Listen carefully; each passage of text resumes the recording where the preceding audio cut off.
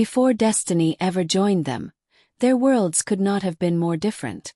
Joseph, the Hebrew who had been betrayed, enslaved, and imprisoned, now sat at the right hand of Pharaoh, clothed in linen, crowned with authority.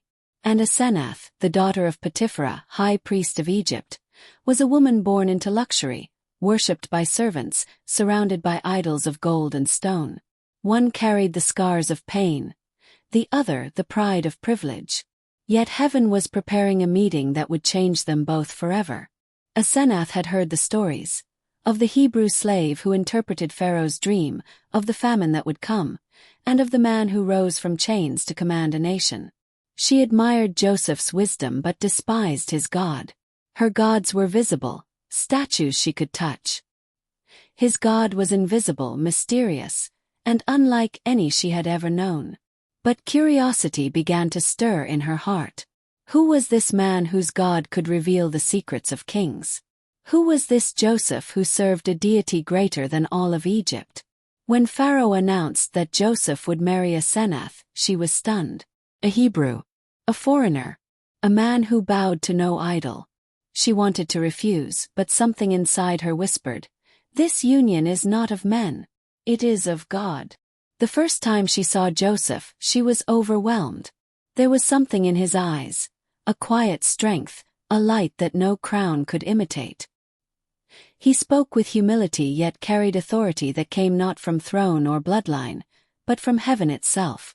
Before their wedding, Asenath withdrew to her chamber. Surrounded by idols of gold and silver, she fell to her knees, trembling. For the first time, she questioned everything she had ever believed. Her lips whispered into the silence, "God of Joseph, if you are real, show me who you are." That night, a wind passed through her room. The candles flickered. The idols on her shelf fell to the ground and shattered. She felt a presence, not of fear but of holiness.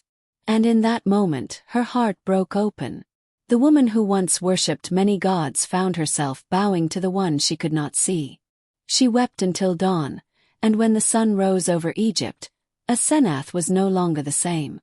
Her beauty remained, but her soul had been transformed. When Joseph entered her chamber the next day, he immediately sensed it. The light in her eyes matched the light in his own. He took her hand and said softly, "Blessed be the God who changes hearts." Their wedding was not just the union of two souls, it was the joining of two worlds, Egypt and Israel, wealth and wilderness, idol and truth. From that day forward, Asenath walked beside Joseph not as a symbol of royalty, but as a testimony of grace. If this story moves your heart, take a moment to subscribe to the channel, like this video, and comment below how God has transformed your life. Years passed, and famine struck the earth, just as God had revealed. Nations came to Egypt seeking bread, and Joseph governed with wisdom and compassion. By his side, Asenath learned the ways of mercy. She opened her palace to the hungry, fed strangers, and comforted the broken. No longer the daughter of idols, she became a mother of faith. When Joseph's brothers arrived from Canaan, Asenath witnessed a scene that few could comprehend, tears of forgiveness where vengeance had every right to stand. She saw Joseph embrace those who had once betrayed him, and in that moment, she understood what true grace looked like. Her husband, once a prisoner, had become the instrument of salvation, not just for Egypt, but for the very family that had abandoned him. Asenath realized that God's plan was never about revenge. It was about redemption. And when she later held her two sons, Manasseh and Ephraim, she whispered blessings over them, remembering the God who had turned sorrow into joy, loss into legacy. She knew they were not just heirs to Egypt's wealth, but carriers of a divine promise. Asenath's name, once associated with pagan worship, became forever linked with faith. Her story reminds us that no one is too far for God to reach.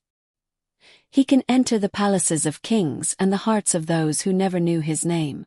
Many still speak of Joseph's greatness, but behind his story stands a woman whose transformation proved that grace can bloom even in the heart of Egypt. Open Book subscribe for more powerful stories of faith, redemption, and divine destiny. Hashtag Joseph, hashtag Asenath, hashtag Bible stories, hashtag faith, hashtag Christian inspiration. Years later, when Joseph's time came to rest, Asenath remained steadfast. The same woman who once prayed to stone now prayed to the living God. She raised her sons to serve him, to walk in righteousness, and to remember that their strength did not come from Egypt's power, but from heaven's promise. She often stood by the river at sunset, watching the golden light fade across the Nile. And she would whisper, "Once I worshipped gods of gold, but the true God found me." Her heart was at peace, for she knew her life was written into the story of redemption.